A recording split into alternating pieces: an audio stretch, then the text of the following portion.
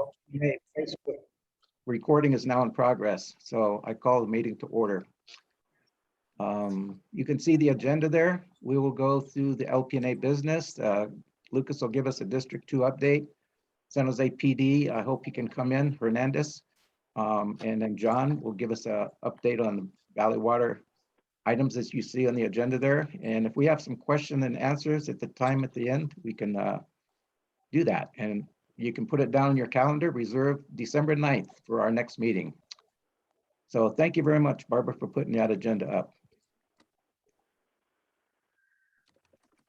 You can go forward. Theoretically, there we go. Okay, Greg, the first item is yours. Okay, Lynn Steele has written some very nice minutes of our last two meetings, March 25th and June 17th. They were sent to the LPNA members a couple of days ago. And I would like to get approval or disapproval at this meeting from the people who are LPNA members to approve these minutes. And if I hear no objections, oh, Steve Ryan just came in. If I hear no objections to these minutes that was sent to you, we're going to have them approved, and I motion that we approve them if there is no objections. Are there any objections from any LPNA members? Hearing none, I move that these minutes be approved. Any seconds to that? Second. I'll second it. Any discussion at all? I have one. I thank you very much, Lynn, for the meeting minutes that you presented for us. Always very nicely done. Thank you very much. You're welcome. So, Barbara? Okay, so I'm going to handle most of the rest of the LPNA business. And you can see a list here. We're going to go through them one by one, the nominations, National Night Out, Treasurer, et cetera, et cetera. So, funnily enough, it is time to open nominations for the board of LPNA, according to our bylaws. The election will be at our December meeting. According to our bylaws, we elect officers for the next year at the last general meeting of the year. Nominations for officer positions just have to be sent by email to any LPNA officer, or if you go to our website, you can go through the menu to About and then contact us, and that will effectively send an email to LPNA. Nominations close on the 9th of November, which is 30 days before our December meeting. And if anybody wants to know what the officers do, gall darn it, they can go to our website, again, under About and then Board of Directors, and it'll list all the current board of members and what we do. What our roles and responsibilities and interests and particular projects and issues we deal with. Right, so National Night Out, yay, National Night Out returned on August 3rd after having skipped last year because of COVID. It always occurs on the first Tuesday in August, so next year it will be on the first Tuesday in August. This year we had 300 attendees, which was really great in the circumstances of the environment we're in. That's a little less than we've had in prior years, but pretty good in the circumstances. And we offered a bunch of stuff, and we're going to zip through a few pictures just because the pictures are more interesting than reading a list. So we had the Crimson Blues band, our wonderful, we like to think of it as our house band, but they are super cool, and they're real troopers. They played for 3 hours with just, I think, a 15-minute break.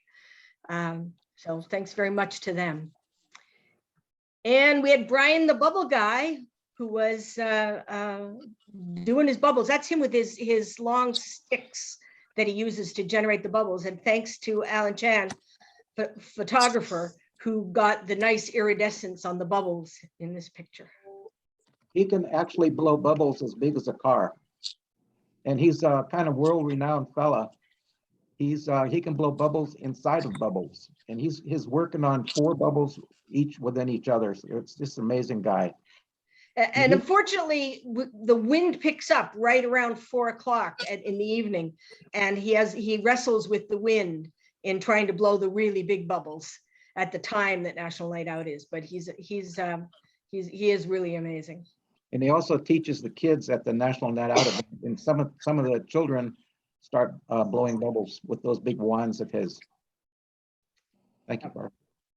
Okay, and then we have, oops, back one. We had our representatives of the first responders, including a canine unit. And this is my joke of the evening. The canine unit was clearly a pushover for the kids. Anything that walks on legs is always of interest to the kids. And then we had a chalk art contest, and I was just wowed by this one. A beautiful rendering in chalk of jellyfish. Siri, stop Zoom.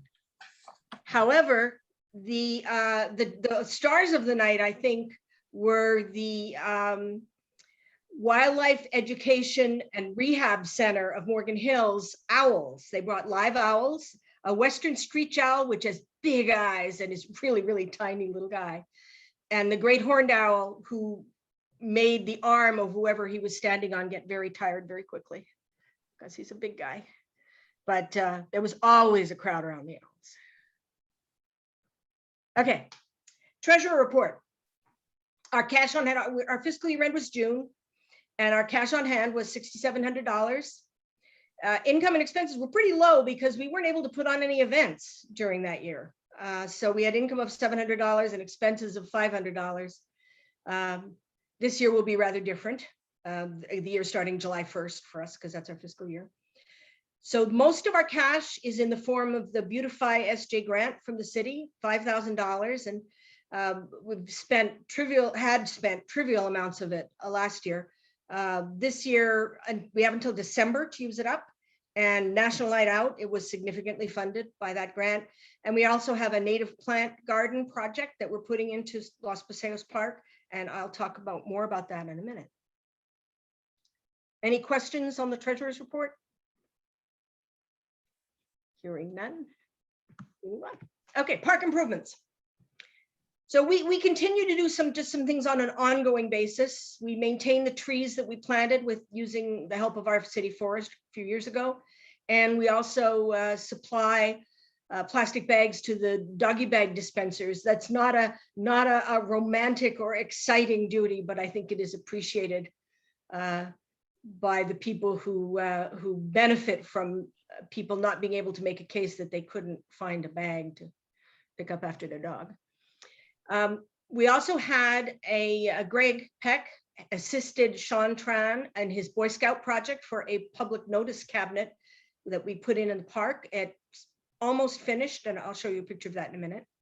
And then we have our native plant garden project.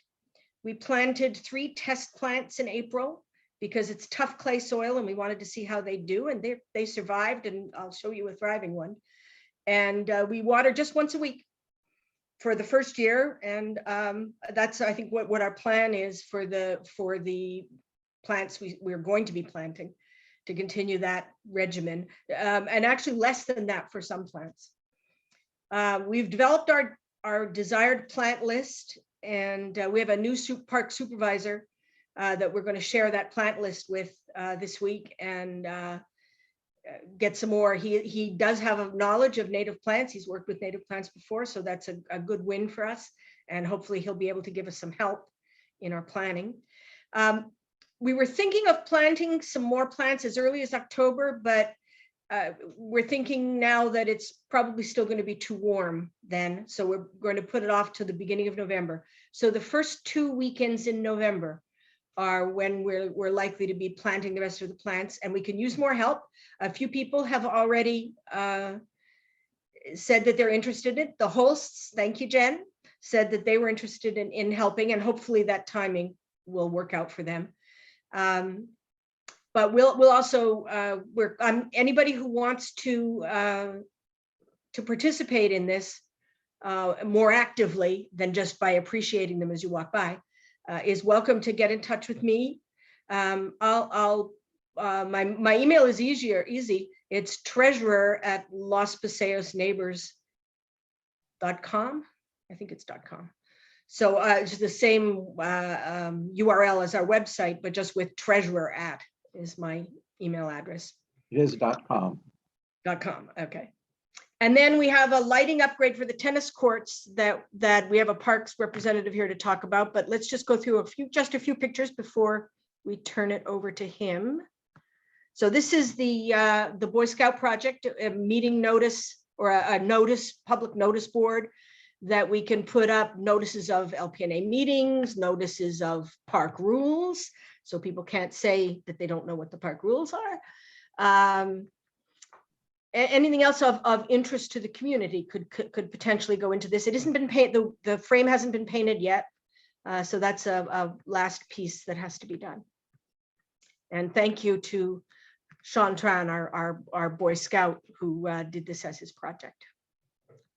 And here's just a couple of pictures of the effort to cut through that clay. There's Herb Bowen showing us how to use a sledgehammer. That's the real way to break up that clay. And I gave him a wide berth when he was swinging that. And then we showing there our 3 little teeny tiny plants, and just after they were planted with a protective fence around them. And now there's a picture of what that plant looked like fairly shortly after it was planted, and then what it looked like over the summer as it flowered its little heart out. So I was very pleased to see this plant thriving and doing so well and flowering so quickly. Excellent job. Excellent job, by the way. I love it. It's beautiful. Thank you, Jen. That whole area is intended to be. There's the tennis courts, babe. Okay, we're so that we have about 1,100 square feet of clay to plant, and we're going to be extending it and filling in. It'll look a little odd in the beginning because you have to give the plants room to grow. So we'll probably plant a few filler things. They're sort of sacrificial victims. They just fill in space until the bigger plants get bigger.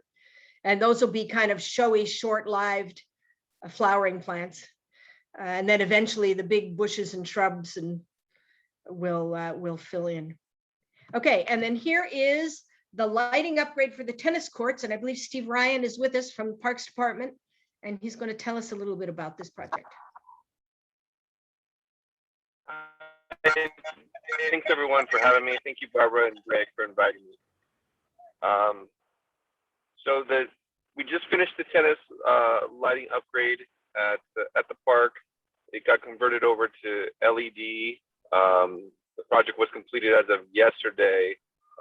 This is the picture from last night with a lot of players out there. Very excited about it. The project was funded for $100,000. I don't have the final invoice for it, but I think it's going to come in less than $75,000.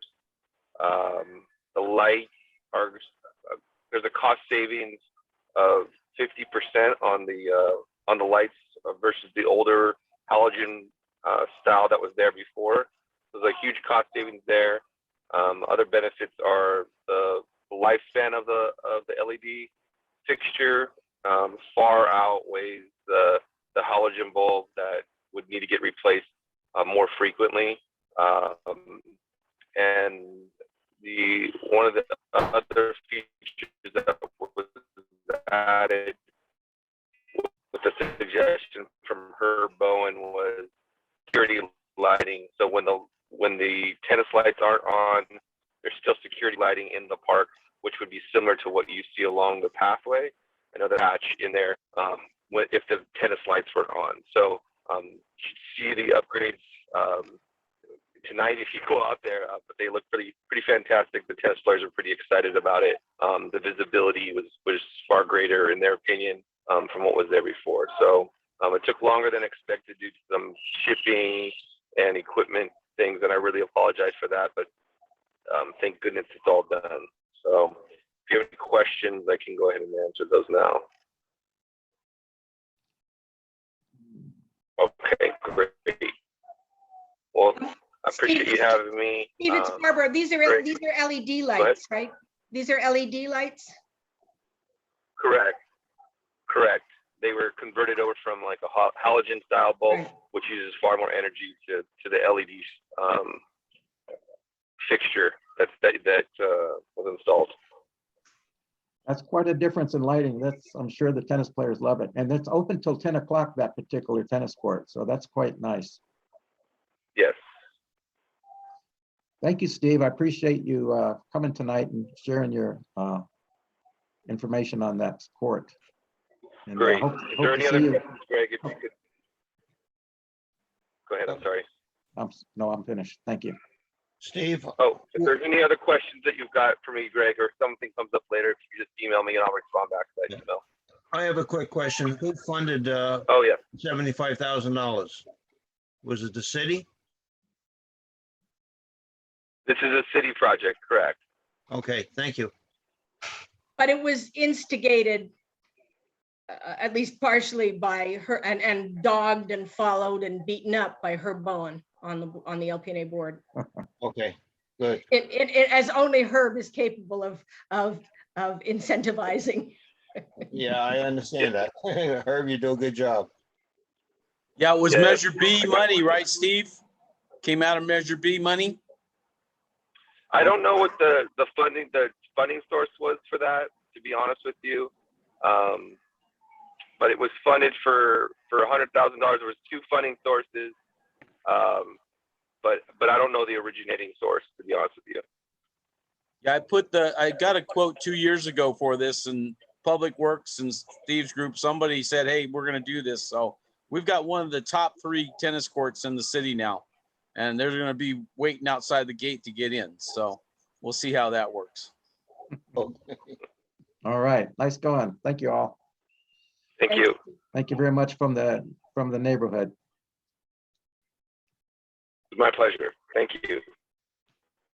All right.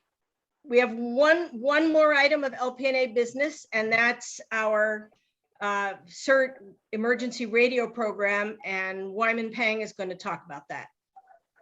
And we saw on these pictures, we've got pictures of one of our radio and of an exercise that we did.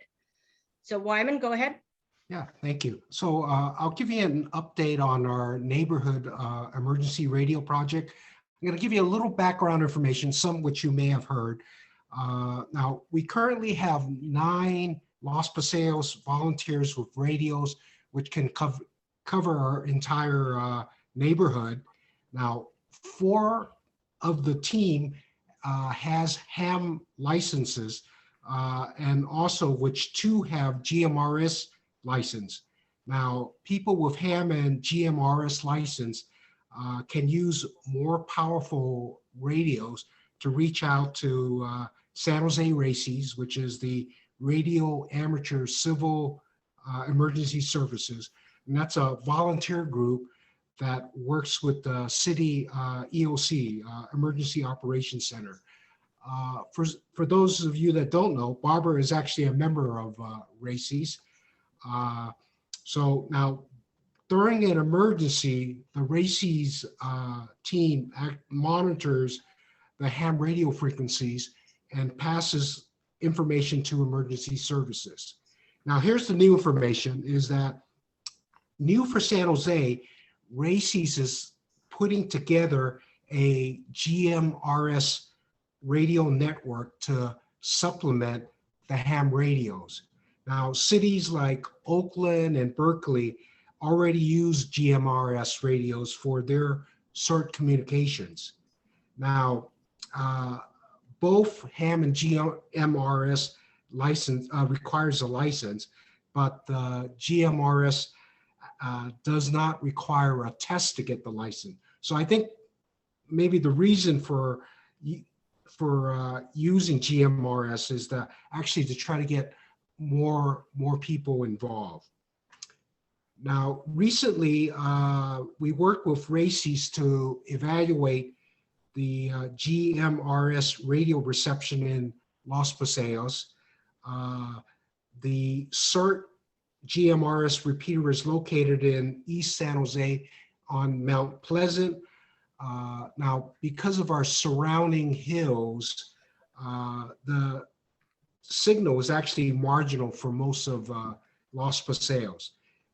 Fortunately, higher up, say like around Tulare Hills, the signal is okay. So I think our solution is that during an emergency, we would park a car up there on Tulare Hill Lane and then have a mag mount antenna.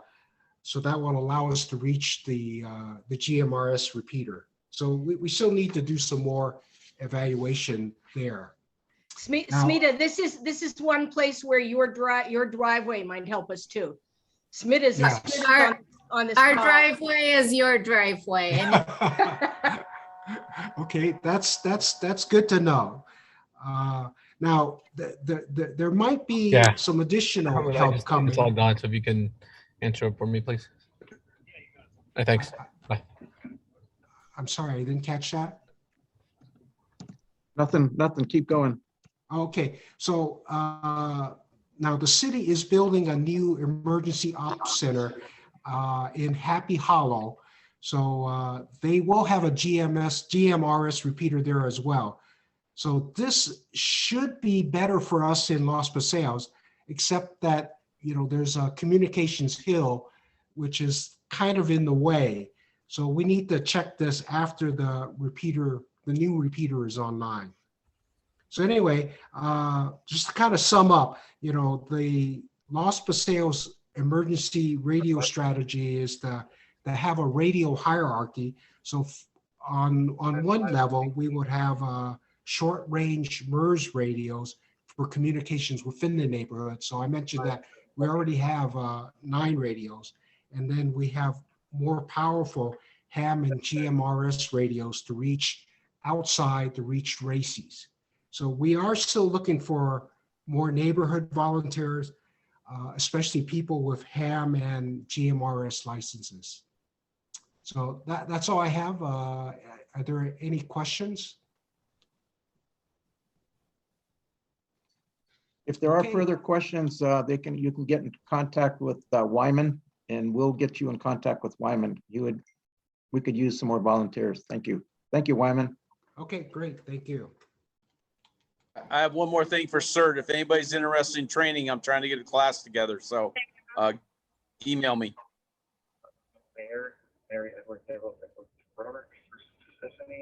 the classes always sell out so fast. I'd love to. I'll email you. Okay, email me. Okay. All right, let's move on, Barbara. Okay, so let's, so what are we going, Hey, Sergeant Hernandez, are you okay to wait for about 10 minutes or so, 10 or 15 minutes? Sergeant Hernandez, Yes, are you okay Can to you wait for about 15 minutes or so? yes. Can you hear me? Yes, Okay, yeah, you're okay to wait, right? yes. Okay, good. Thank you very much for being here tonight. Sure. So next up is our District 2 person who's helped us out a lot along the way, and his name is Lucas Ramirez. Thank you, Lucas.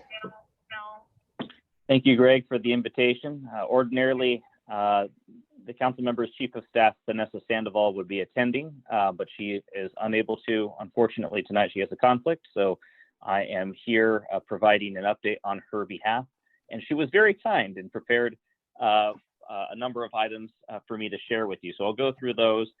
There are a few other things that Greg had requested updates for, so I'll speak to those. And then if there's time, I will yield to the chair, but I'm happy to take questions as well.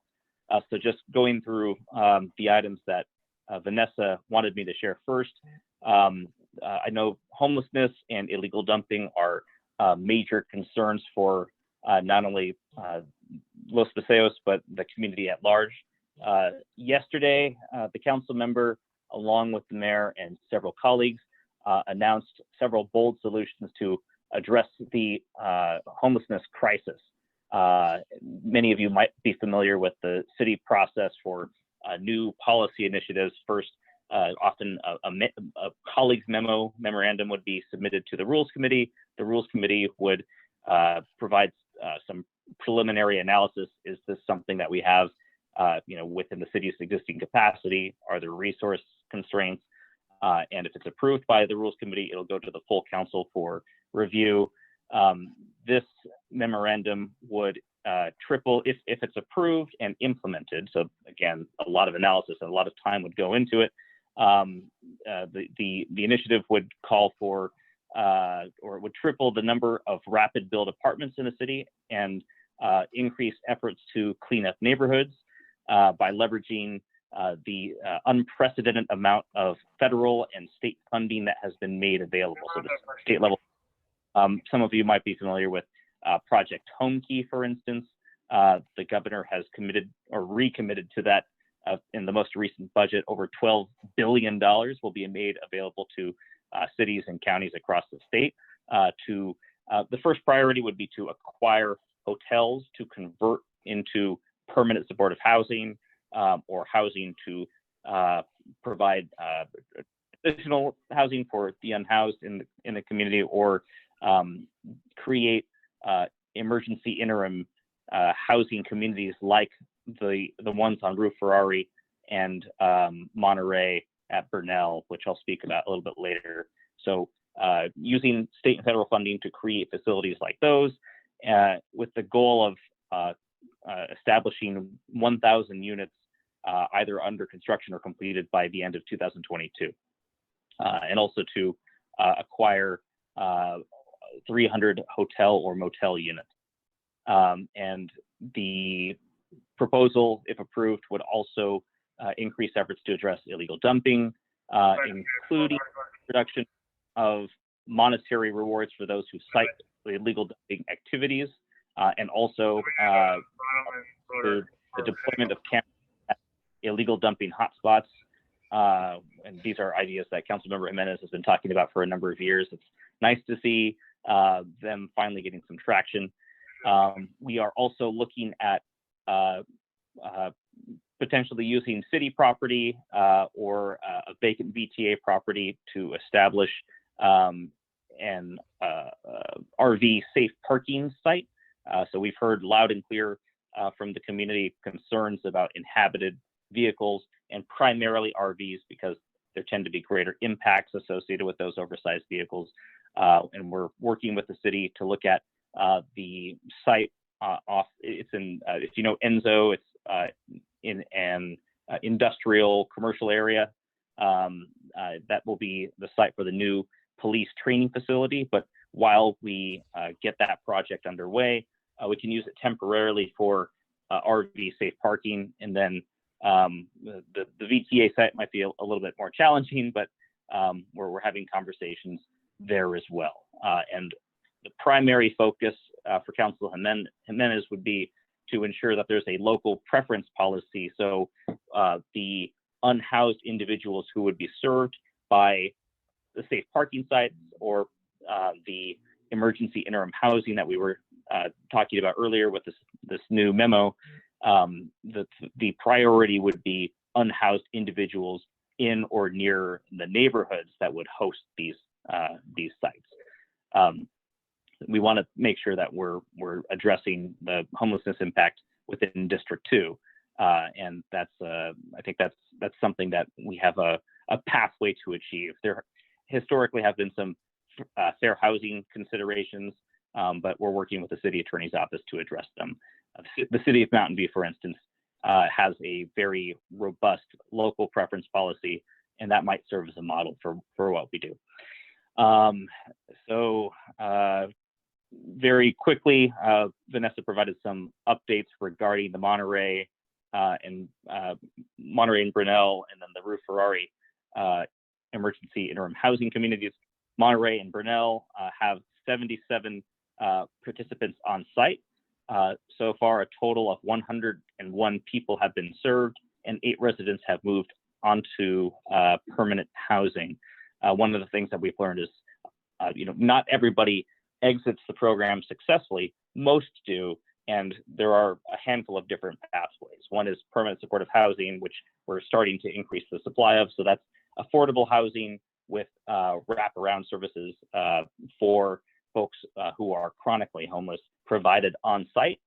A good number of people are able to reconnect with family and will exit the shelter, and live with a family member, and others who don't have, mental illness or some other chronic issue, are able to work and save up some money and then secure housing generally in more affordable communities that way. So that's what we're starting to see.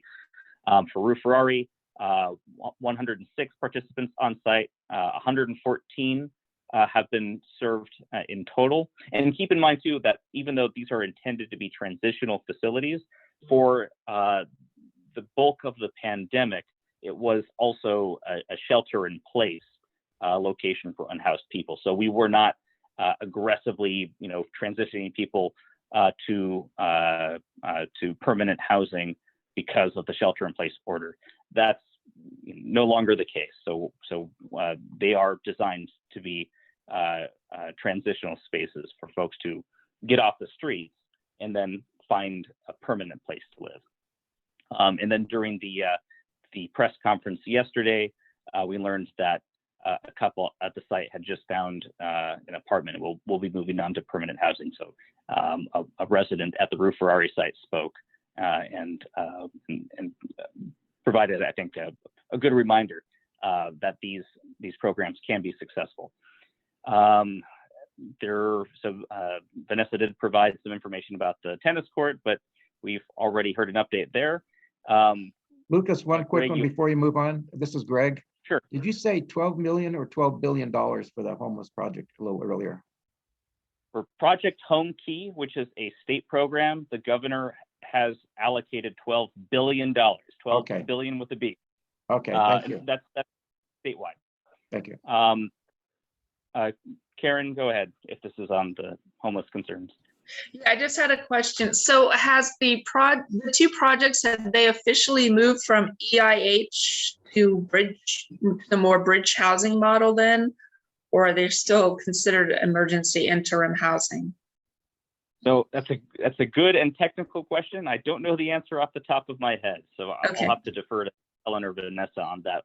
All I know is that the shelter in place order doesn't exist anymore. And so I think to explain how, there was a lot of, the population was relatively static for a long time. Now we're starting to see people transition out. And my guess is that's because it's no longer a shelter in place facility, but more transitional housing. So that's my uninformed answer, but I could check with Vanessa and Helen.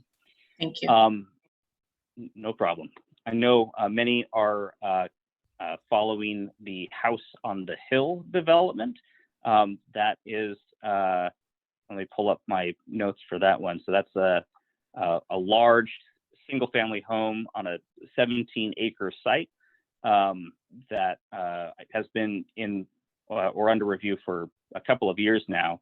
The most recent update we received from planning staff is that the project should be ready for review by the Planning Commission probably around the October timeframe.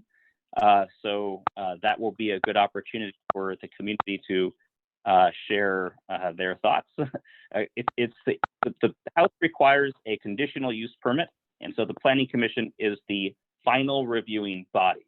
But if it's appealed, and there's a non-trivial chance that it will be, the City Council will hear the appeal in what we call a quasi-judicial capacity. And that's important because where council generally have a lot of discretion over a matter, they have less so with a quasi-judicial appeal or hearing, and they're required to use objective criteria when doing their analysis. And they also cannot, members of the council cannot express an opinion beforehand because the case requires a fair hearing, right? You wouldn't want a member of a jury, for instance, to say you're guilty before the the court has gone through that process. So it's analogous to like a jury or court hearing. The upshot of that is Councilmember Hernandez cannot express, a supportive or oppositional view until he's heard all of the facts, assuming the Planning Commission approves it and assuming that it does get appealed to the council. So happy to answer questions about that if helpful. There are some updates related to Coyote Valley. So you might remember that my colleague Helen Chapman serves on the Open Space Authority Board, and she wanted me to share this information I put in the chat about a visioning process. So I think all of you are familiar with the effort to preserve Coyote Valley, halt development in the area and keep it as open space and an area for public access and recreation. And the city council will be hearing several updates or revisions to the general plan and some zoning updates in order to help achieve this goal.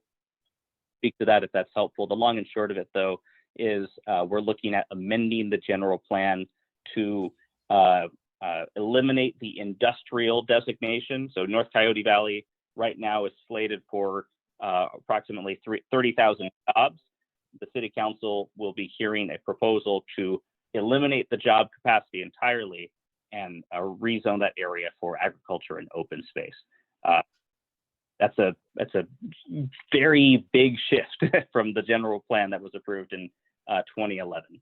And there are a number of other policies that will be associated with achieving the broader goal of conservation and preservation. But that's only the first step. We still have to decide what Coyote Valley will be. And so that's what the Open Space Authority and the city and the county in partnership will be evaluating over probably a year or 18 months or so. These things often take time. We want to make sure we get community input, and the link in the chat will provide some information about this visioning process for this work. The other update that Helen asked me to share was some state funding is being made available for the purchase of a 378-acre site, Laguna Seca property in North Coyote, and Post is leading that. So the second link will provide more information about that acquisition. And then the final update is Google has provided a $500,000 grant to assist monarch butterfly habitat, and she shared this link for more information on that. There are a couple of final items that Vanessa asked me to share. On October 8th from 4 to 9 p.m. There will be a cultural night market on Coronado Avenue. So you might recall in the most recent budget cycle, Councilmember Hernandez secured some funding to keep Coronado Avenue, which sort of bisects the Village Oak Shopping Center, keep it closed to vehicle traffic for the purpose of activating that site. So sort of like the activation that you see in the San Pedro Square area. It's a little bit more challenging in South San Jose, but we're working hard to program the site and in partnership with a vendor that has hosted night markets. We're exploring that opportunity and also looking at some other music or cultural events to keep that space accessible and vibrant.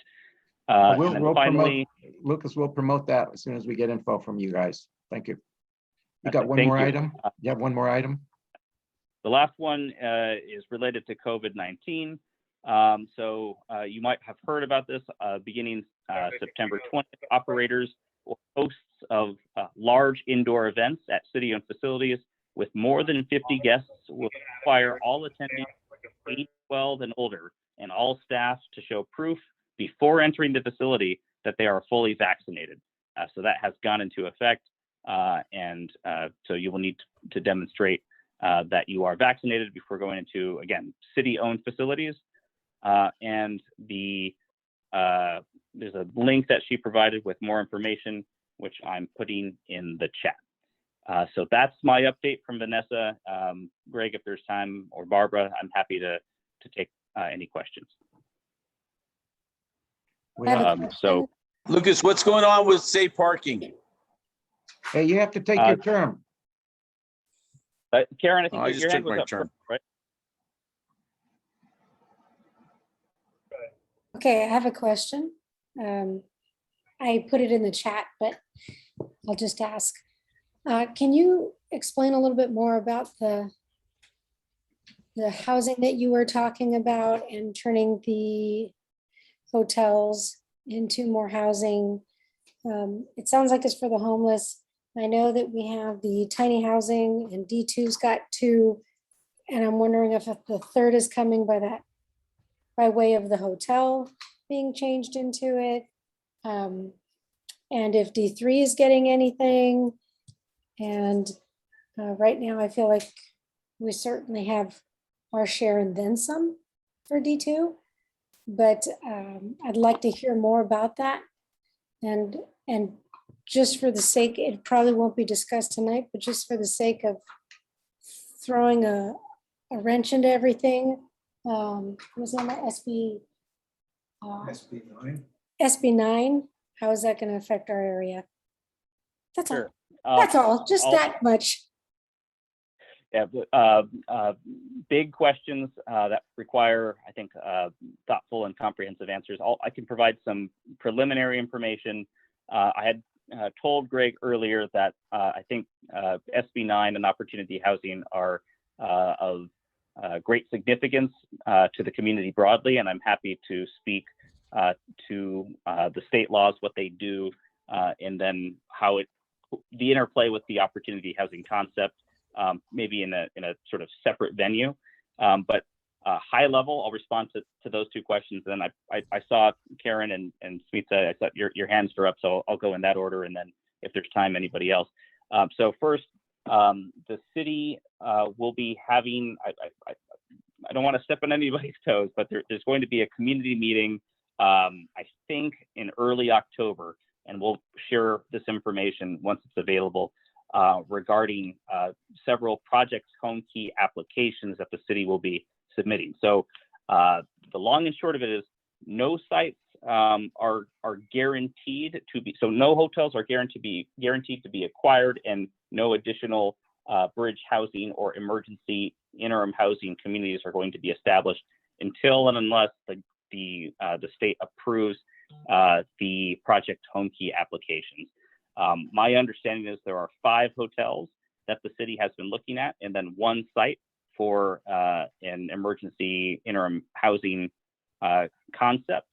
And I don't want to speak out of turn, but my recollection is there is 1 hotel in District 2 in the San Ignacio area that is being considered.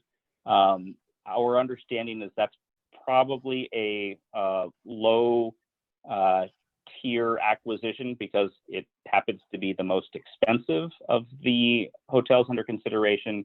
But that's something that will be addressed in the community meeting. And then, so I think there's at least 1 hotel in District 3, 1 hotel in District 6. And I can't remember where the other 2 are. They're not in District 2. I believe they are in districts that do have permanent supportive housing or the bridge housing facilities already. So, this is my personal perspective, not necessarily the. I talking to Lucas earlier today, Jen. Yes. And we've talked about having this discussion in a different venue. So we'll have a special meeting on this that Lucas can help us with down the road and Beautiful. answer questions Thank in a little bit more detail. We're kind of running out of time here. Sorry. Okay. Greg, is there time for the question from Sure. Smita? Yes. Hi, thanks. This is more of a comment than a question, but going back to Coyote Valley, I really want to encourage folks to get involved with the visioning process. I've heard folks from the Open Space Trust talk about how Coyote Valley could be our central park, something that's just as brilliant and attractive and something to be proud of. So I hope it's really important, I think, for the community to be part of that process of creating that vision for it. Wanted to add that plug. Thank you. Thanks so much, Lucas. And thanks to everyone at Sergio's office for all their work. My pleasure. Thank you. Thank you very much, Lucas. Appreciate you being here tonight, filling in for Vanessa. I think we're gonna have to move on, Greg, Yes. right? Okay. Who's next? Sergeant. Yes. How you folks doing? You guys hear me okay? Yes. Thank Okay. you. All right. I know I spoke to Mr. Gregg earlier. The topics were homelessness, sideshows, and like thefts and stuff. So the police department has not given us any patrol level anyway, any directives on treating the unhoused any different. The way we treat it is if it's someone who is homeless or unhoused and sleeping in their car, if they're not doing any other type of crime, drinking in public, drugs, etc., then it is what it is. We're not going to make them move their vehicle, etc. There is going to be a emergency housing consortium site built next to the police station, the parking lot. That'll be coming next year or so. Within the next year, we should be up and running. In terms of sideshows, we during our last meeting, I mentioned that there was some funding that had been made available for patrol officers or overtime cars to come out and try to combat the racer problem. The department just put on or Lieutenant Carr just put on some training for officers so that when they do take the assignment, they know what type of violations to enforce and how to really hammer these guys in the pocketbook. Because once they do a modification to their car, they can't just take it off and go ahead and drive. They have to. They're cited to a state referee, meaning that the DMV will go through the car and force them to get the correct the violations, the modifications, so that the car can be street legal again, and that could cost them hundreds of dollars. And we're hoping that kind of deters them from coming to San Jose and or modifying their car. The other thing that we're using a slightly different tactic on the racers. We monitor social media and other sources of information. You might have heard a couple of weeks ago there was a sideshow that ended up in downtown San Jose over by Park Avenue and Waz Way. So we were able to contain the vehicles, and every single person that was present, so not just the driver, but people in the cars or on the sidewalk that were there, were cited for the drivers for any vehicle code violations that was wrong with their car, but the passengers and spectators were cited for the city's municipal code for the spectator ordinance. That's how we got up to 200 and something people cited for that. And it's my understanding that the first violation is an infraction. Any subsequent ones are misdemeanors. So we were able to cite a little over 200. We were only able to impound 2 vehicles, but both vehicles would be held for 30 days, roughly $90 a day. So they're looking at a bill for about $3,000. So that's going to be a nice little hit to their pocketbook. So hopefully them being cited for being spectators and being their cars being impounded, and then the modifications, vehicle modification citations will hit them where it hurts, which is the pocketbook, and then they'll think twice about coming to San Jose. I'm not going to review the actual tactics we use because it's tactics, but the swing shift captain has made it clear that once we hear of a sideshow forming, it's all hands on deck, and we will cite, arrest, and tow. So that's that. In terms of the theft, I think there was a thing about theft. For porch pirates and stuff like that. I mean, my understanding is there's that Calms system you guys have with all the video cameras, and I was telling Greg that video camera is a great deterrent. And also great when stuff happens and if we're able to ID people. You know, the cameras will only do so much, but it's incumbent upon you folks to report stuff. And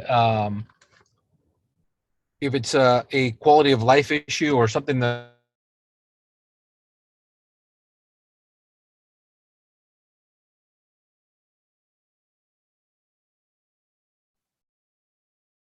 because there's certain things that people report that that was I muted, or did you guys miss everything I said? We lost you for a minute. Okay, what was the last thing you heard? The porch, you were talking about the porch pirates and the. Okay, yeah, so I think that was another topic that was in the string, if I don't, or Greg, if you want to tell me, remind me what we talked about. We talked about the comms project and the 300 cameras that are in 300 different houses in our area south of Bernal. Yeah. And we had a big meeting over at the HOA. So that seems to be something that's positive for the police department and the district attorney's office. They're thinking that it's going to work good. Yeah, yeah. I think it's a great idea, and it's a great deterrent. Because my understanding is they have the LPR, the license plate readers, which makes it even better because a lot of times we might get a glimpse of, you know, what the possible make or model of the car is, but we have no license plate. But with the license plate, then we're able to do a little bit more than we could have before. And again, it's a great deterrent. Sorry, I'm in a parking lot. Let's see. And in terms of the neighborhood, I was telling Greg that hasn't been really much change in terms of the types of calls. It's your average, you know, the neighbors calling about a loud music, maybe a neighbor dispute, somebody arguing with the neighbor over parking. There hasn't been anything big, you know, not a lot of big crime on my side of the week, which is Thursday through Sunday, has happened in the neighborhood, which is a good thing. But I every day I was telling Greg that I drive around the Bernal, the grocery outlet shopping mall or shopping center. I'll do that at least twice, sometimes at the beginning of my shift around 4 o'clock. I'll do it again when the sun goes down because I only have 4 officers and they're the ones handling the calls. So I'm the one with the free time. So I'll drive around, run license plates, say hi to people. I'll go all the way down to Bayless. I'll hang out on Bayless, Finney, all around the neighborhood. So if you ever see just one patrol car driving around, most likely it's me while my officers are working. You know, there was a car crash earlier today on McKean and Bailey. There's something else going out somewhere else. So it's, you know, like I said, it's a little hard to have my officers doing all the driving around when they're answering calls all night long. But you know. Well, thank you very much, Sergeant Hernandez. Appreciate your efforts, and we have to move on now. Okay. No problem. Appreciate you being here tonight, and for maybe I'll see you in the neighborhood sometime driving around. Thanks. No problem. Have a good night. Bye-bye. Good night. Thank you. Thank you. No problem. All right. So, Mr. John Varela. Here I am. Very sorry to keep you waiting, John. That's quite all right. We'll make up for it next time. Okay. Yeah. You ready to go? Yes, sir. All right, thank you. Can you let me share screen, Greg? Sorry. What's your name again? Oh, Mike. Mike Potter. Yeah. Yeah, hold on, Mike. Hold on a second. I'm sorry. Pardon me. Here we go.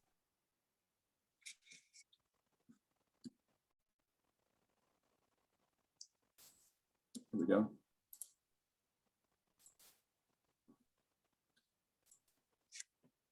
How's that? Okay, here we go. So for those of you that do not know who I am John Varela. I'm your elected director on Valley Water's board. In tonight's presentation, we will share with you what Valley Water does, how we affect you, and what our role is during the current extreme drought that we are currently facing. So we'll move on to our next slide.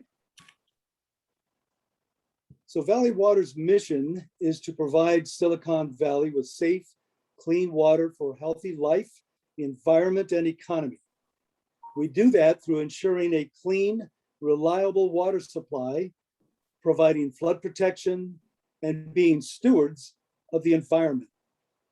Our board is charged with aggressively protecting the quality, and reliability of our water supply for the people we serve.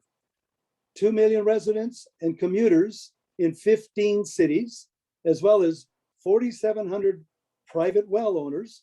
We do provide the wholesale water to 13 local water providers who get the water from us directly to you.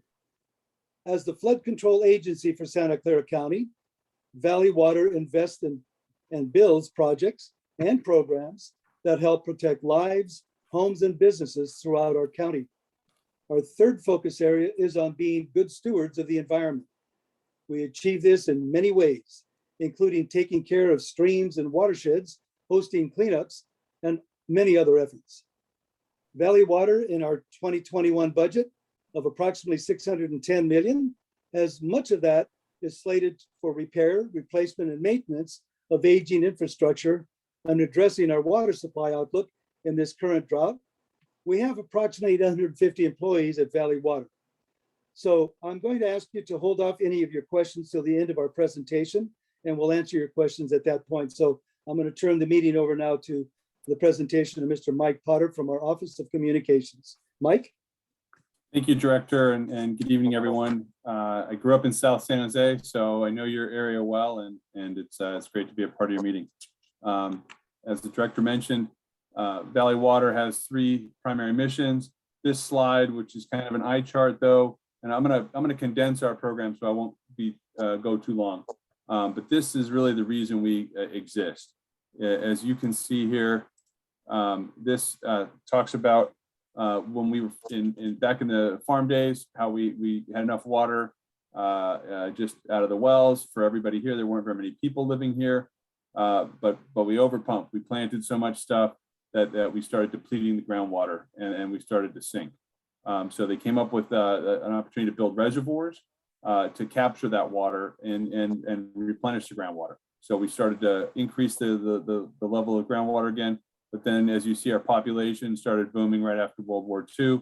So we went deep down again, and we're depleting the groundwater, and really started to make some issues where there are areas of San Jose that are 13 feet lower as a result of it's called subsidence, where your ground actually shrinks because we overpump the water.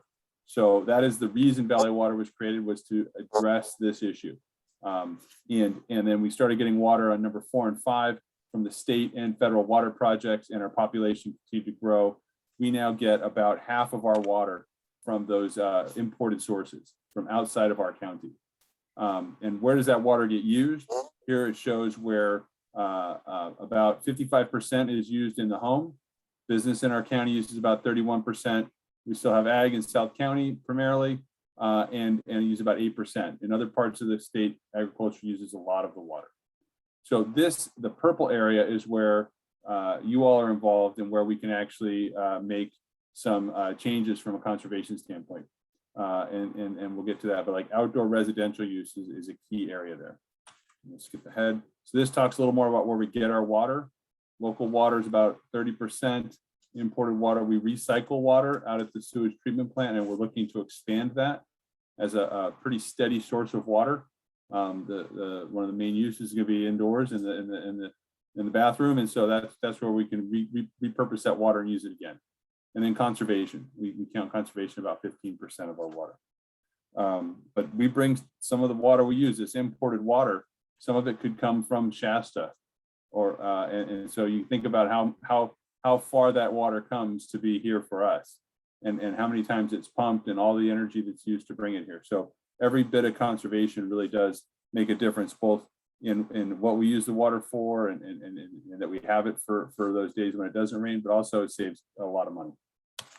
And we'll move on. This is our system in Valley Water. We have 10 reservoirs, 3 pump stations, 142 miles of pipe. Many of them were built 50, 60 years ago. So we're actively replacing them, especially during the wintertime when they aren't used as much. We have 3 treatment plants, a water purification center in Alviso.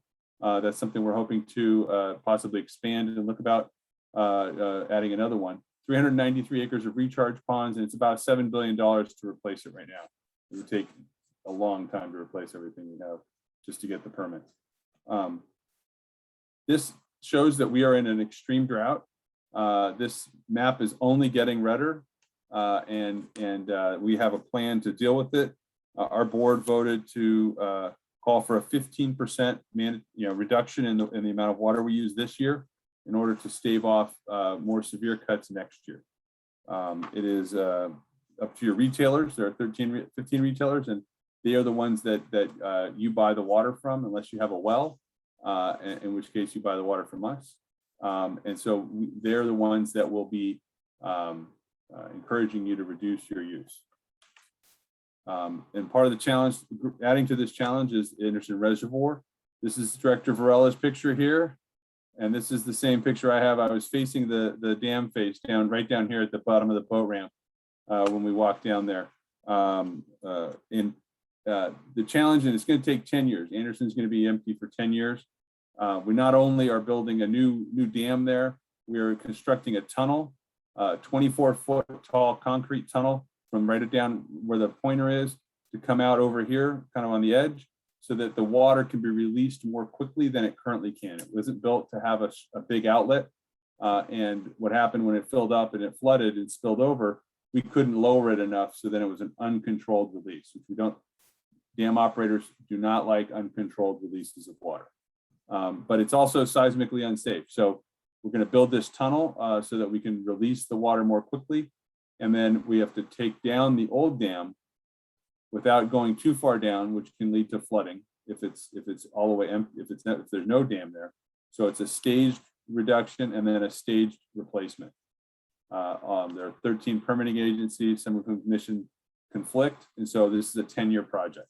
So it is just now started. We broke ground, had a groundbreaking ceremony in the beginning of July, and they are getting started on digging that tunnel. The tunnel will take 3 years, and then you'll start seeing activity on the dam itself.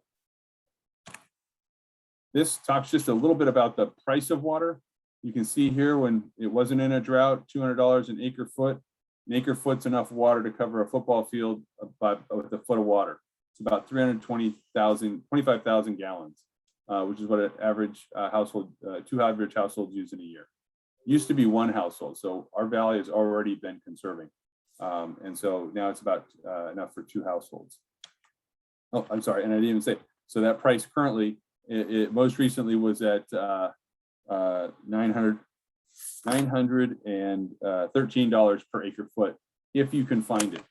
Our team often finds it at a lower price, but it has to be somewhat how we can get it piped here. So we do have water in reserve down in Kern County, but we can't pipe that water north. Water flows south. So we have to find somebody that is shipping water south that we can swap with. And we've been doing that in our team. This is some of the most creative people in Valley Water are the people that find and then trade water. And so they know every farmer, every group that has water rights that are more senior than ours, and is working to make sure we have an adequate supply. We're calling it emergency water supply. And then our changing climate is really wreaking havoc with the system. Normally it snows and stays in the mountains and then slowly melts and fills the reservoirs. This past year, it all melted and ran into the ground and didn't run off into the system. So as our hots get hotter and our colds get colder, we'll have wetter wets and drier dries. This is part of the challenge that we're dealing with. So conservation is going to be really key, because if we don't have the snowpack to count on in a gradual melt into the spring and creating this great runoff, we are going to have to come up with ways to capture it sooner or differently than we currently are as a state. This state system was designed to deal with a population when we had 10 million people, and we now are at 40 million. So there have to be some additional changes, additional storage options, and more creative uses of technology to try to solve this problem, which leads to this next slide. Our purification plant. This plant takes water from the sewage treatment plant in El Visto and runs it through microfiltration, reverse osmosis, UV light disinfection, and advanced oxidation, which I can't explain, but those are like if you think your Brita water is good, this makes water that comes out of a sewage plant cleaner than distilled water. So it is super clean. And we are working to take millions of gallons a day from the sewage treatment plant from either the city of San Jose or city of Palo Alto, and repurposing that water and putting it back into the perk ponds so that it'll go into the aquifer. We think that we can get at least 10% of our valley's water supply from this technology, and it is not inexpensive. But the price, and there are some price points there, but that water, which otherwise would go into the bay as fresh water, can be repurposed into our groundwater basin. And in some areas, they are using it, and they would just direct potable reuse, just have that go straight into the water system. We are not there yet, and we are not proposing to be there yet. We're talking about groundwater recharge, so filling up the perk ponds. And then the big key issue about water conservation in our drought, Valley Water has an aggressive program to get people free, efficient shower heads, aerators, landscape rebate programs. The board just voted to double the amount that you're eligible for, so up to $3,000 to take out your lawn, like this picture here shows. Native plants and drought tolerant plants that look great, and we'll help pay you to do that. And up to $3,000 per property. We can do rainwater and cisterns. We have rebates for those, and we can help you find contractors that install those. And gray water programs where you can, I take the discharge from my wash machine and run it out onto the grass. So I haven't watered my lawn since we declared a drought, but I still have a little patch of green because we have a teenager, so we do lots of laundry. And so that way we're kind of replenishing keeping our lawn green and not using that water that comes all the way from Lake Shasta to keep my grass green. But this is something that's really important. They're a very, very busy group. We've added staff to this and we're hiring. So, people that are looking for a creative and impactful job, this is, we'll train them up and get them, they'll be very busy. And then we also do water waste inspections. So if you see somebody who maybe they're asleep at 4 a.m. when their sprinklers go on and the water squirts straight up, by the time they get up, it's all dried up, we will go out and do an inspection, and we don't give tickets or anything, but we'll educate them on how not to waste water.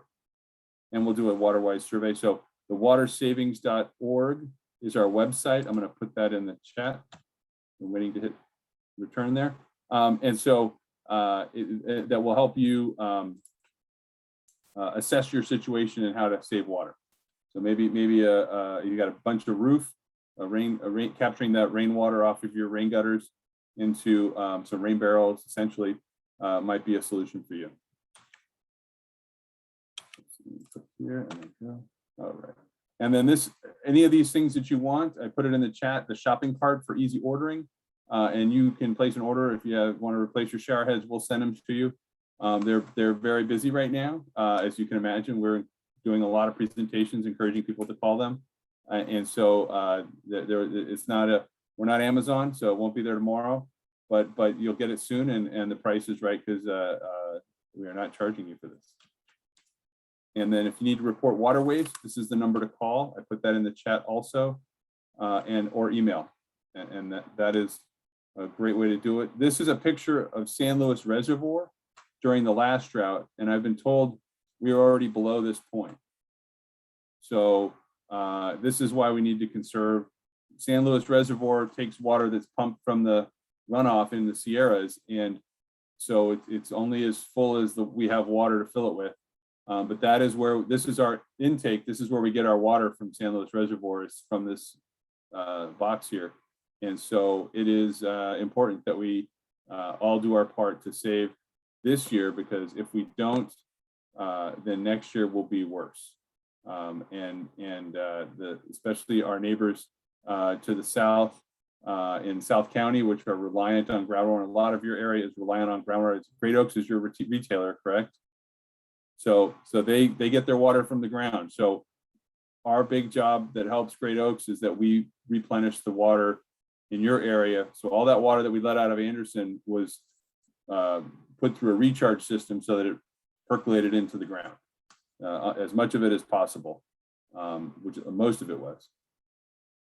And then here's that slide that if we have any questions. I know Director Varela, I went really fast and I apologize, but I wanted to be sensitive to the hour. And we're happy You did to great, answer your Michael. questions. Michael, you did great. Your presentation was spot on. Thank you. You have questions? I have a quick question. This is Greg. Thank you Okay. very much for that great presentation. There was a lot of information I hadn't even seen before. I have a question on the 55-gallon rain barrels you're talking about. If you have some of those in your yard, it's only 55 gallons. So how much is that really worth? When I say only 55 gallons, I mean, people use a heck of a lot more than that in a day. Michael, can you respond to that one? Sure, happy to. So when we call them rain barrels, that's just so that you can picture the big barrel out under the gutter.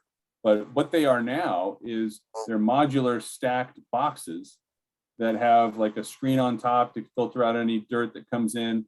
And they're like Legos that you can put on the side of your house. And so they can be a couple 100 gallons. And they fit very compactly up against the side of the house. And it is it's useful for if you have fruit trees or bushes or plants. It's for irrigation for outside. But it all adds up. And so then you don't have to run, like I haven't run the sprinklers on my lawn, but I still have other plants and tree. We need to keep our trees alive, right? The trees, if they don't get water for a year or two, they're gonna really be distressed.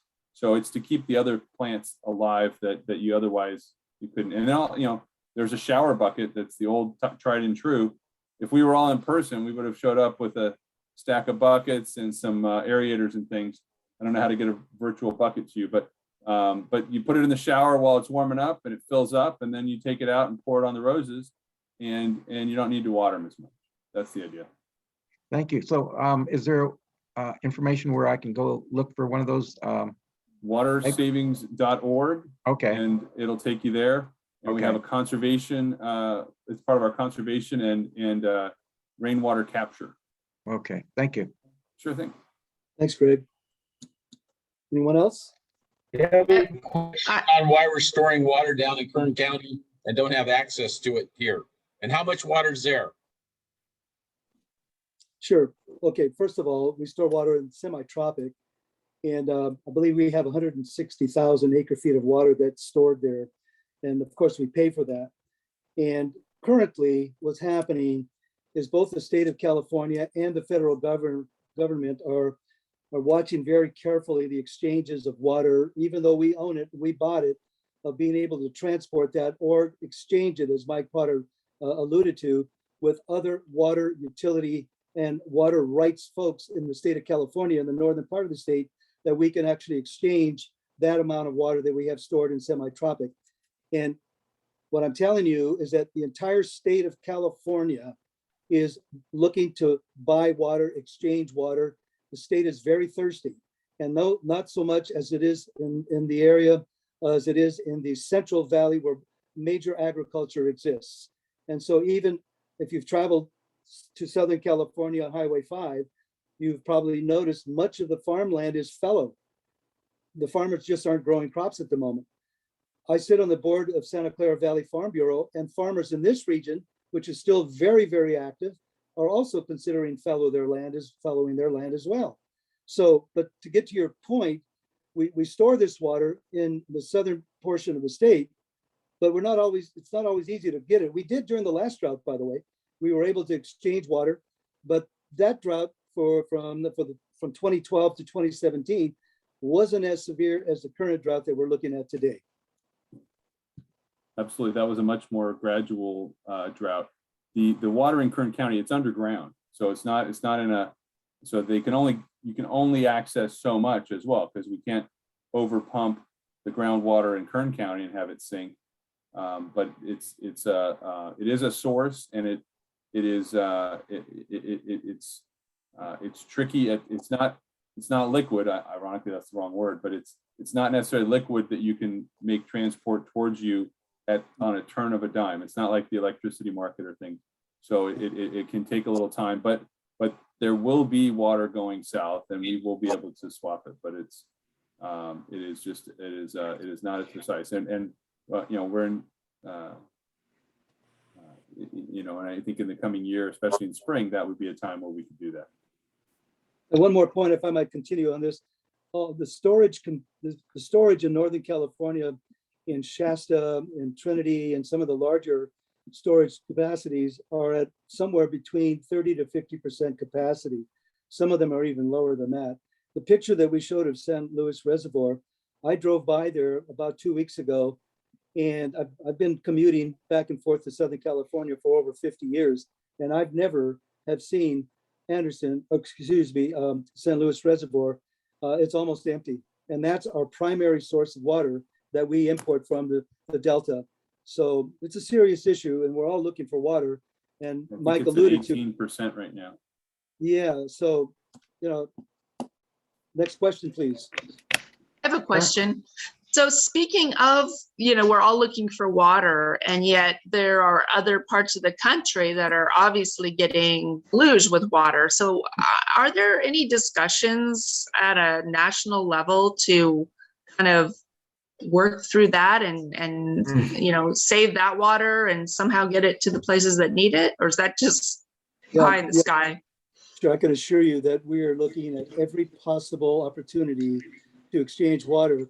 The East Coast is flooding, the West Coast is burning and in a drought. So we are looking at every conceivable way.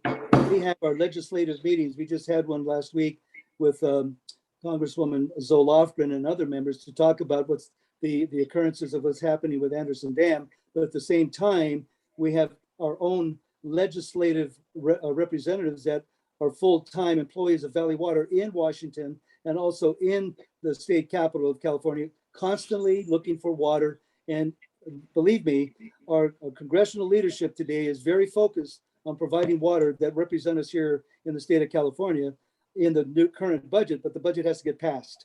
And once it gets passed, the infrastructure, the money that's going to be earmarked for water infrastructure, et cetera, is enormous. So, but to answer the short answer to your question is yes.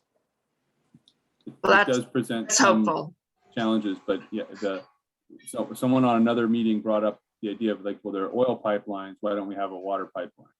And the example, the person reminded that a barrel of oil is $55. Yeah. And an acre foot of water, which is 325,000 gallons, is $200 during good times. When there's water around, it's $200. So it really, that's an awful lot of barrels.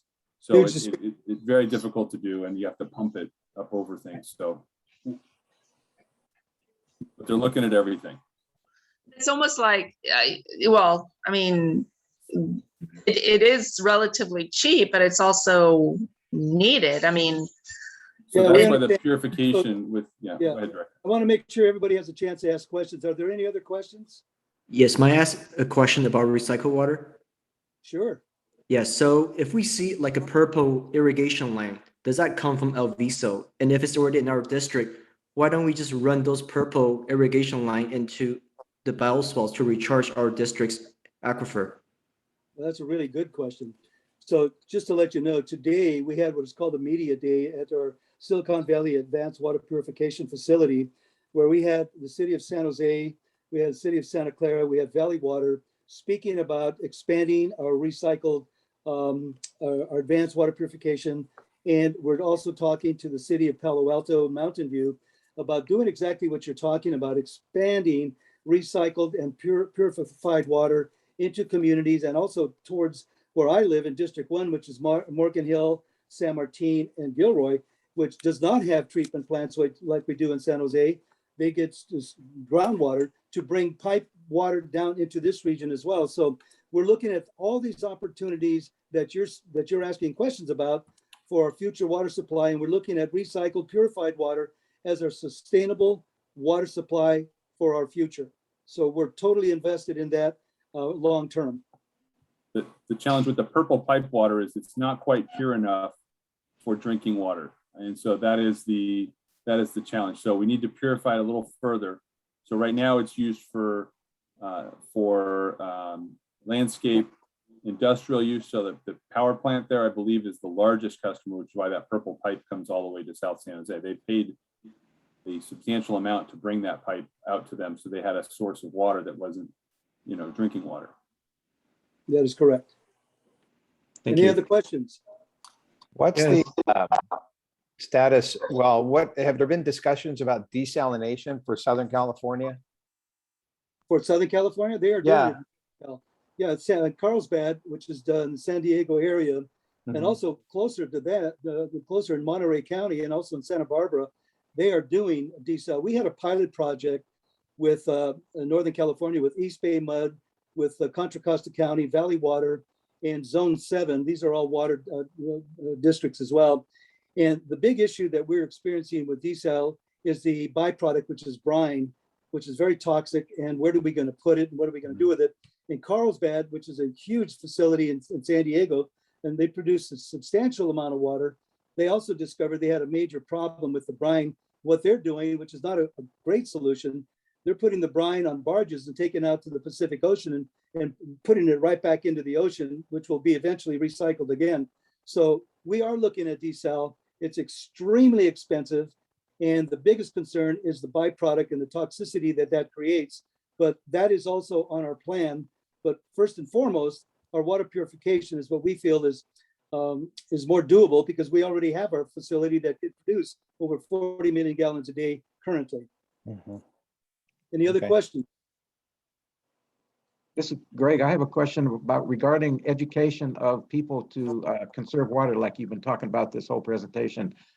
Do you contact with the news media, the local news media, so that they can give a 30-second slot or a 1-minute shot on this? It sounds to me like if we have a couple more years of drought, we're going to be in deep, deep trouble. Yeah, to your point, we are on social media. We do just every community newspaper, every major paper like San Jose Mercury News. We're on Facebook, we're on LinkedIn, we're on Nextdoor. Each director, there's 7 of us, have we have our own sites that we put up information, and of course you can always go to valleywater.org to get additional information as to how you can engage through our educational programs that we offer on all the things that we're talking about here tonight. Okay, thank you. I think we need to start doing that more as a neighborhood association somehow. Any questions tonight, Greg? I think there's any more questions from anybody? If I could, I just wanted to ask you to repeat or clarify. You mentioned the Anderson water. I remember hearing someone say a lot of that was flowing into the bay.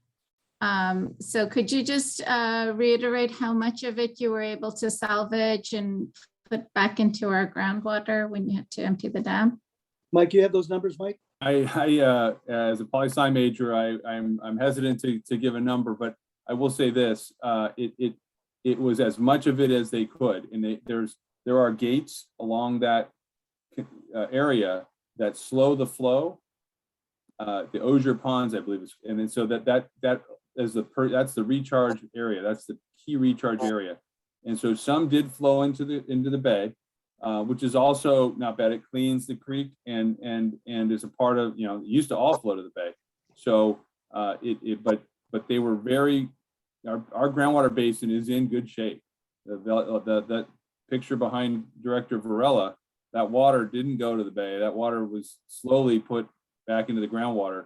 But our concern is that if we don't get rain, we will only have groundwater next year And then if we pump too much, if we don't conserve, we will have the risk of subsidence or wells in South County going dry, which we had a few go dry in the last drought, but it is a real, I mean, imagine not having any water. So we really want to make sure to, this is the key. And there are some other steps that are being taken that are not quite daylighted yet, that we may be able to have some additional storage, water, imported water brought so that we can recharge and replenish the groundwater in South County and along that same exact spot.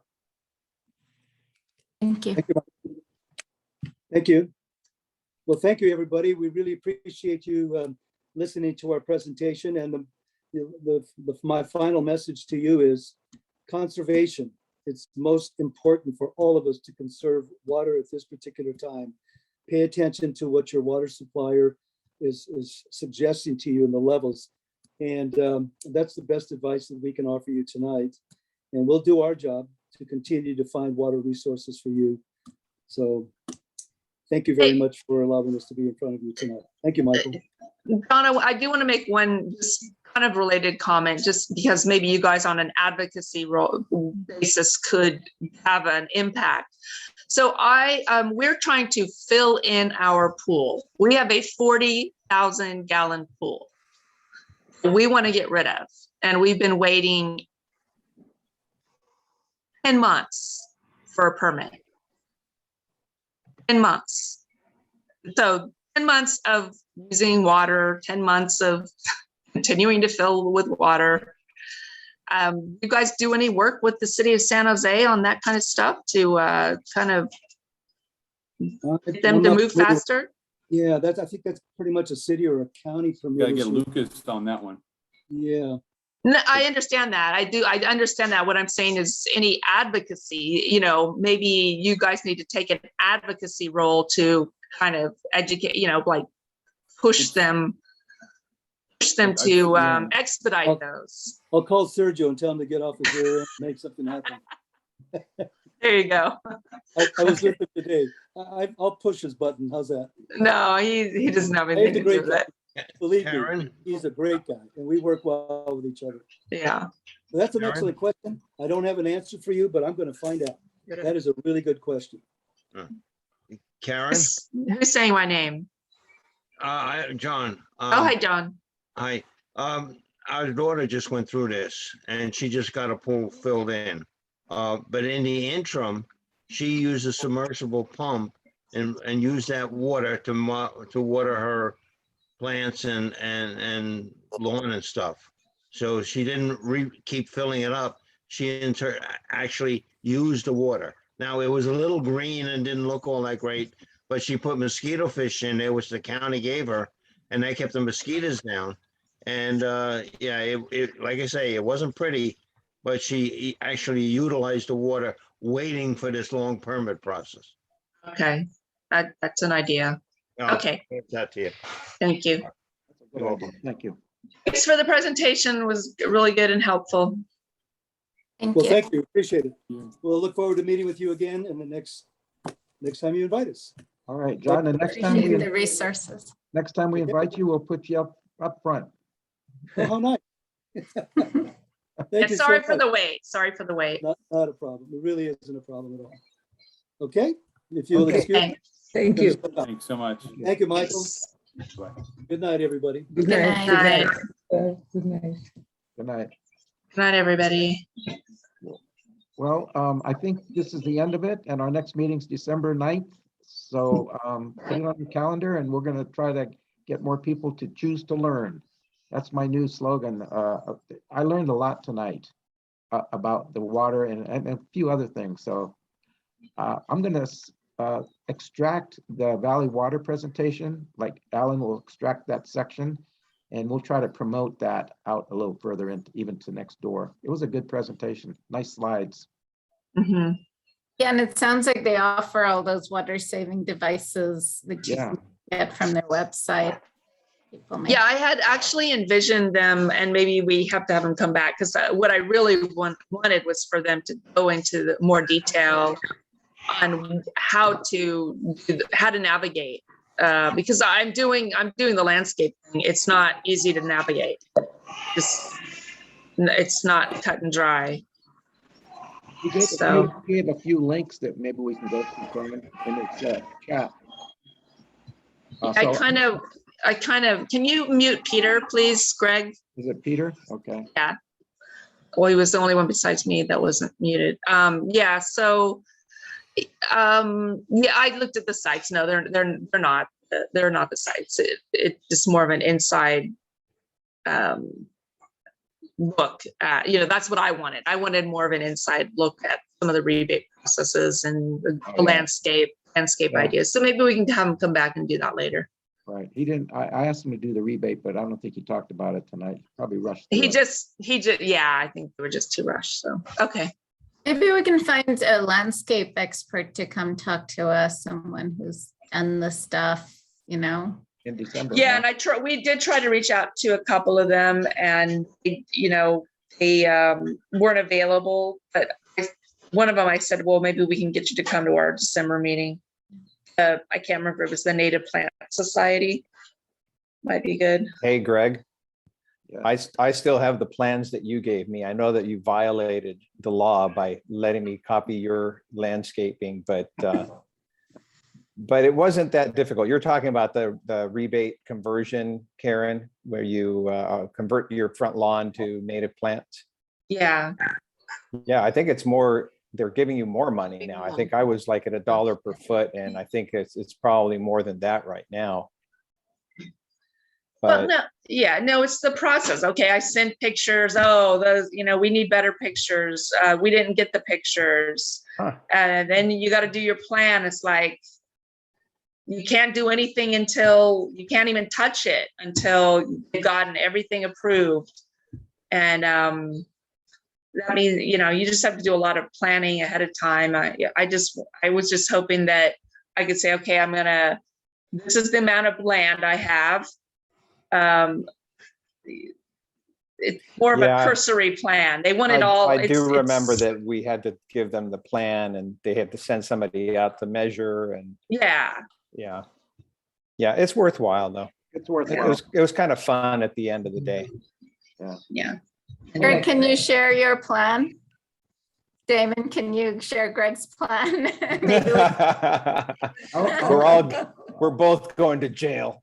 Oh, and then the other thing I don't like is there 43 pages of plants without any pictures that you have to go through and figure out, okay, you have to go to the nursery and you say, okay, I like this plant. Now, what is the name of that plant? Now, is that on the list? Okay, I like this plan. Is that on the list? And it's just, to me, it's very tedious. It does. It depends the time of year that you do it to, what you're going to find at the nurseries. So you can get a little bit mired in those details, but just go with what they have and then swap some stuff out eventually. That's kind of where the process that I'm in is swapping some of the plants out. We've done a lot of work scanning through plants, although with a bias for true natives as opposed to just water-wise. But we compiled something that's really kind of interesting that looks at plants in a lot more detail. So, what kind of soil does it need? How much water does it use? How much sun does it need? How big does it grow? And we may be able to share that with people. One of the things we'll do is check to see how many of those plants are on the Valley Waters list. Yeah, and you did send me something the other day, and I haven't had a chance to kind of compare it. But you're right. The list from the water company doesn't tell you anything much about them. So it still involves doing an awful lot of research on your own. Now if you engage a landscape gardener, a real landscape architect to do it for you that has expertise in the area, they for a price. For a price, yes. For a good hefty price. Hey, Karen, do you know Barbara Buchanan? Yes.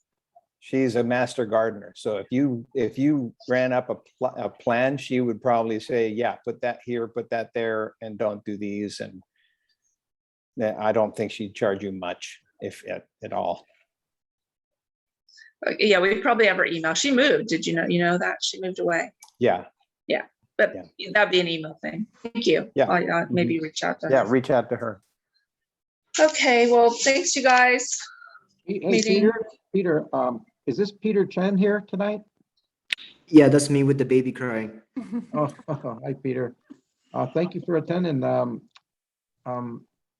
And you have a quite big interest in our neighborhood, so I appreciate it. Yeah, this is fun. Look forward to the future topics. Keep it coming. Well, great. And thank you, Michael, for attending. I hope you got something out of it. Learn how to fix your video and get your background. I'll experiment with you if you want. So everybody, Thank thank you. Thank you very much. Thanks. Bye-bye. Thanks, Greg. Bye. Meeting's Good night, adjourned. Greg. Good meeting. Thank you, Greg and Karen and Thank Barbara. you very much, and good night to everybody. Good night. night. Great to Good see night. you. Good night, Teresa. Good night, women. Bye-bye. Bye-bye. Bye-bye. All right, shut down.